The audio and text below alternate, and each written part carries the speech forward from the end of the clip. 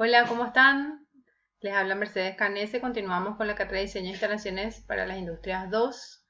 En la unidad 4 de aire comprimido vamos a ver a continuación los actuadores. Esta es la bibliografía que usamos y entrando ya directamente en materia, los actuadores neumáticos son máquinas y equipos que realizan un trabajo para mover o actuar sobre otro dispositivo mecánico. ¿Sí?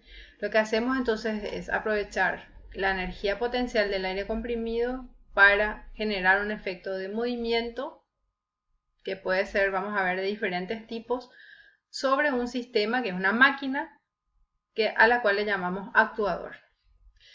Entonces, los actuadores pueden funcionar tanto por presión neumática como por otro tipo de energía potencial, puede ser hidráulicos, puede ser por fuerza motriz también, que puede ser derivada de energía eléctrica o de otra forma de energía como la eólica o como la hidráulica.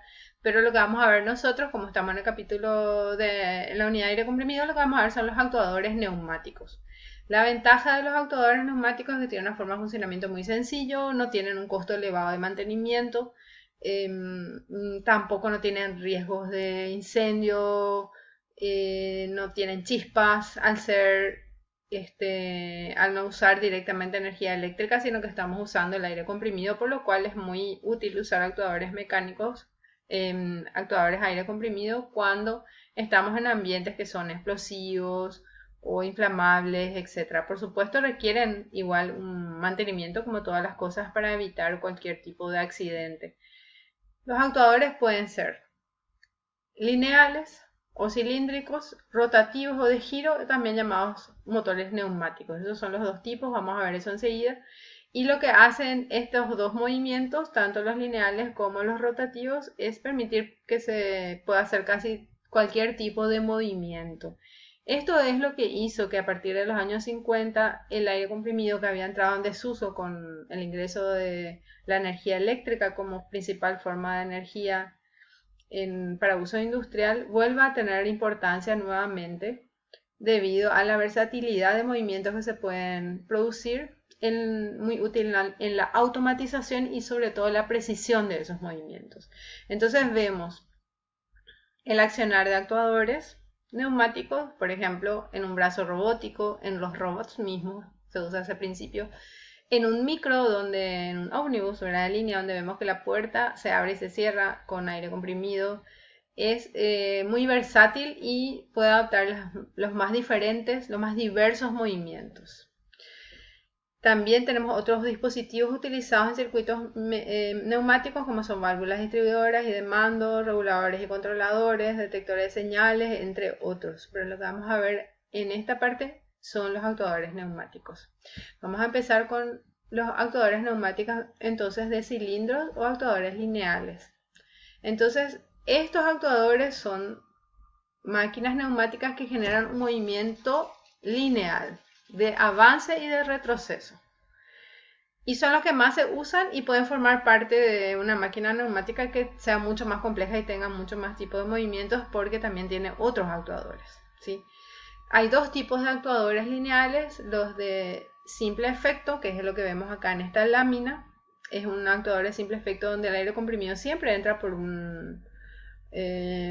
atrás de una válvula que hace que el actuador se dirija en el otro sentido y tiene una salida de aire por otra válvula una vez que se llenó de aire el actuador, y el actuador vuelve a su posición inicial a través de un resorte o de un fuelle o de un muelle, ¿verdad?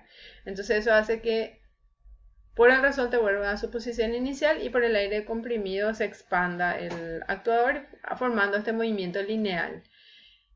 Este primer actuador, digamos, fue mejorado gracias al actuador de doble efecto, donde ya no necesitamos que nuestro resorte, nuestro muelle funcione bien y no pierda capacidad, ¿verdad? Porque tenemos dos entradas de aire. Entonces, se ingresa el aire por un extremo cuando se quiere que el actuador vaya hacia el otro lado y se ingresa aire por el otro extremo cuando se quiere que el actuador vuelva, ¿sí? Entonces ahí aseguramos inclusive el ritmo, la velocidad, la frecuencia a la cual queremos que actúe este actuador de doble efecto sin depender, como digo, de un resorte o de un muelle que normalmente tiene también su vida útil.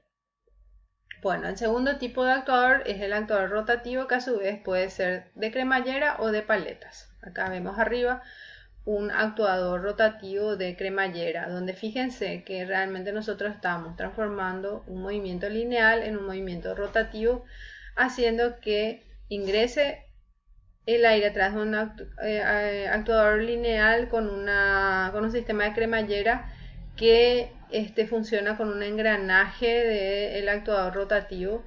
Entonces, este actuador rotativo, cuando el aire ingresa a este lado, la cremallera, el actuador lineal se mueve hacia el otro lado y la cremallera hace que este actuador rotativo gire hacia un lado. Cuando se ingresa el aire del otro lado, entonces se produce el efecto contrario y la cremallera hace que el actuador rotativo gira hacia el otro lado, ¿verdad? Entonces, acá dice también, le llama motor oscilante por esa característica que tiene de ir y volver, y tiene una capacidad de giro que no es mayor a 360 grados, ¿verdad?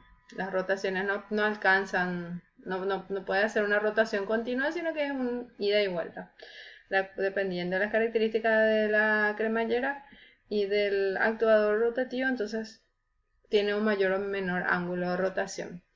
Y el siguiente, que es de paleta, puede ser a su vez de paleta simple o de paleta doble. El de paleta simple tiene un ángulo de giro mayor porque lo que hace es, al tener una sola paleta, ingresa el aire por un extremo, la paleta se mueve hasta la capacidad que tiene el actuador rotativo, que nunca va a ser superior, como decimos, a 270 grados, y cuando se quiere hacer girar hacia el otro lado, entonces se ingresa el aire a su vez por el otro extremo, ¿verdad?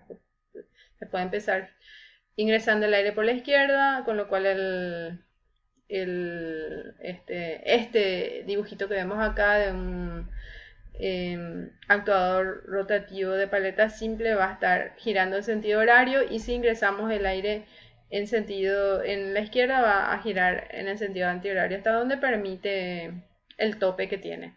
Si es de doble paleta, el ángulo de giro es inferior, como pueden ver ahí, no va a ser superior a 90 grados porque tiene topes en ambos extremos. Bueno, ahí entonces tenemos actuadores rotativos, digamos, de un movimiento limitado. Tenemos también actuadores rotativos que son a los que se le llama también motores neumáticos, porque estos tienen sí un giro continuo, ¿sí? ¿Cómo funcionan estos? Tenemos dos tipos, los motores de paletas y los motores de pistones radiales. Los motores de paleta funcionan, digamos, como un compresor rotativo a la inversa, ¿verdad? De paleta. Acá lo que hacemos es ingresa el aire comprimido, haciendo que las paletas giren en sentido antihorario, están ingresando por la derecha, entonces eso hace que las paletas giren en sentido antihorario y sale el aire ya a menor presión por la izquierda. Entonces esto puede ser en forma continua, como es un compresor rotativo, también este actuador rotativo puede funcionar siempre en forma continua, con el ingreso siempre del aire comprimido por un extremo y la salida por el otro. El otro sistema de pistones radiales usa el mismo principio del motor a combustión interna, solamente que en vez de que los pistones sean expandidos por la combustión de un combustible, valga la redundancia, ¿verdad?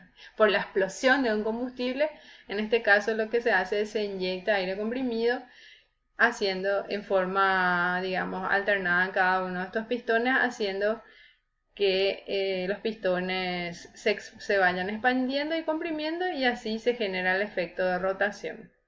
Este es el principio que quisieron usar para hacer ese vehículo. Había un proyecto de Tata Nano, que es una empresa de la India que quería hacer un vehículo que funciona a aire comprimido, donde usaba justamente este motor de pistones radiales, solamente que no pudo pasar el prototipo, ¿verdad? Tiene algunos inconvenientes que no se pudieron superar. Quizás en algún momento sí, porque es una forma, lo interesante de ese principio es que es una forma de almacenar la energía sin usar baterías eléctricas. En vez de batería eléctrica se usa un tanque de aire comprimido. Ese era un poco el principio de funcionamiento, donde el motor de pistones radiales era lo que accionaba el vehículo, que además tenía que ser muy liviano, etcétera. Entonces, por eso no pudo pasar de prototipo, pero es interesante pensar y profundizar el estudio de qué tal resulta almacenar la energía en forma de aire comprimido. Hasta ahora creo que no tiene un costo mayor que almacenar en baterías, pero es un tema interesante para profundizar. Bueno, con esto terminamos entonces esta parte de los actuadores. Nos vemos en un siguiente video.